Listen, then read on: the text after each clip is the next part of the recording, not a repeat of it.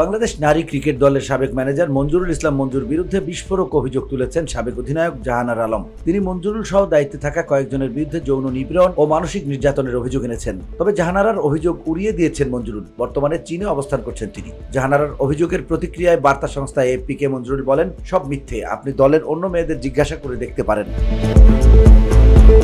এছাড়া নিজের ফেসবুক অ্যাকাউন্টে এক পোস্টে নিজের প্রতিক্রিয়া জানিয়েছেন মঞ্জুরুল। তিনি লেখেন, বৃহস্পতিবার একটি ইউটিউব চ্যানেলে দেয়া সাক্ষাৎকারে জাতীয় নারী দলের সাবেক অধিনায়ক জাহানারা আলম আমার বিরুদ্ধে কিছু গুরুতর অভিযোগ তুলেছেন। এরপর থেকে দেশ বিদেশের সাংবাদিক ভাই বোনেরা থেকে শুরু করে শুভাকাঙ্ক্ষী সবাই আমার বক্তব্য জানার চেষ্টা করছেন। এই বিষয়ে আমার নীরবতা নিয়েও প্রশ্ন উঠছে।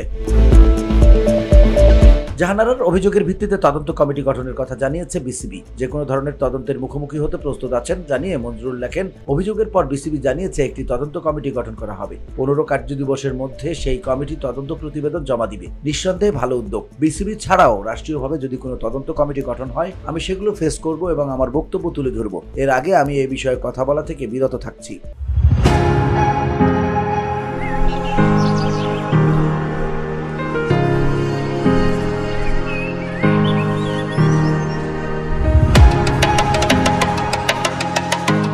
তিনি আরো লেখেন, তদন্ত কমিটির প্রতিবেদন প্রকাশের পর প্রকৃত সত্য সবার সামনে আসবে আশা করছি। সে সময় পর্যন্ত অনুমান বশত কোনো তথ্য প্রকাশ না করার জন্য সবার কাছে বিনীত অনুরোধ করছি। তদন্ত কমিটির প্রতিবেদন প্রকাশের পর আমি সবার সঙ্গে কথা বলবো। VOD Bangla news desk.